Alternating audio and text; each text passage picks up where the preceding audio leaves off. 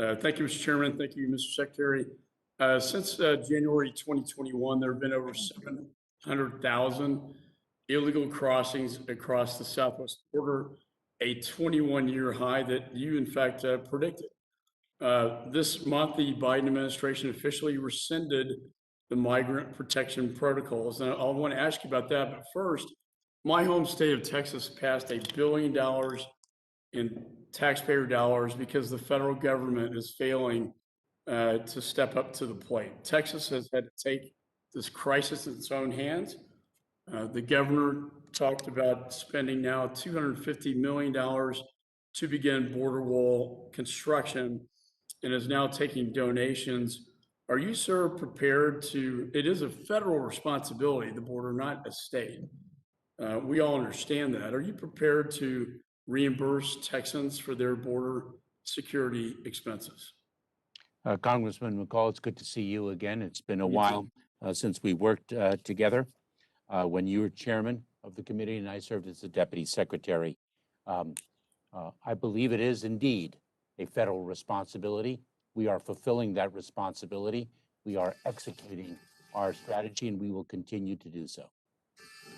Well, it is a federal responsibility, and it, at some point, the federal government needs to pick up the cost and the tab on this.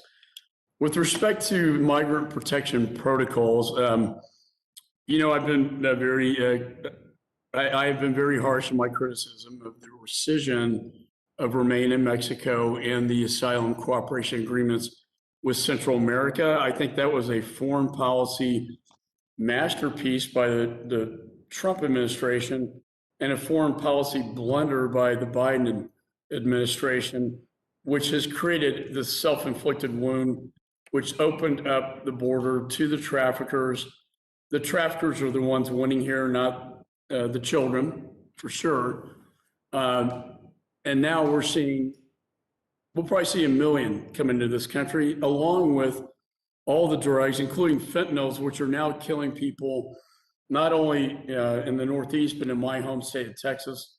I've seen many deaths take place, and the apprehensions are going up. What is your plan to deal with this migrant surge? I know you went down to Mexico, but please tell me you're negotiating with Central America and Mexico. You can call it whatever you want, but some agreement with them to stop this crisis that we're now in. We have a multi-tiered strategy, Congressman, as I think you well know.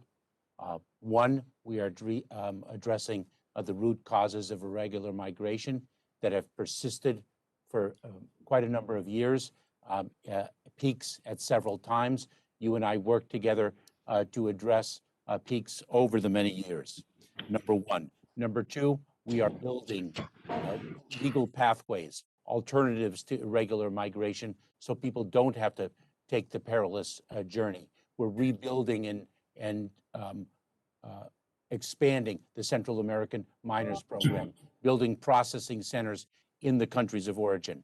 And third, we are indeed addressing the tools that we have to bring consequences to bear when individuals seek to avoid detection. If I can reclaim my time, addressing the smuggling organizations. I know it's called Closer Home in Guatemala. I talked to the ambassador a lot, and that's great to have these processing centers.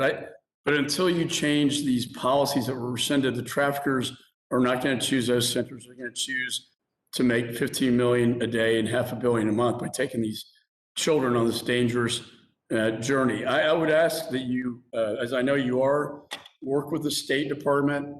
We have the Development Finance Corporation. When I talk to the Guatemalan ambassador, he says, I don't really want aid, I want trade. He wants private investment in Central America. We created, and statutorily into law, the Development Finance Corporation. And there are other avenues as well to work with the private sector to get private investment in Central America, because it's one area where you and I agree on this one, is that until we fix that, we're going to continue to have a migration problem. So I hope you can work with Gentleman's the time from State Texas Department in fixing. has expired.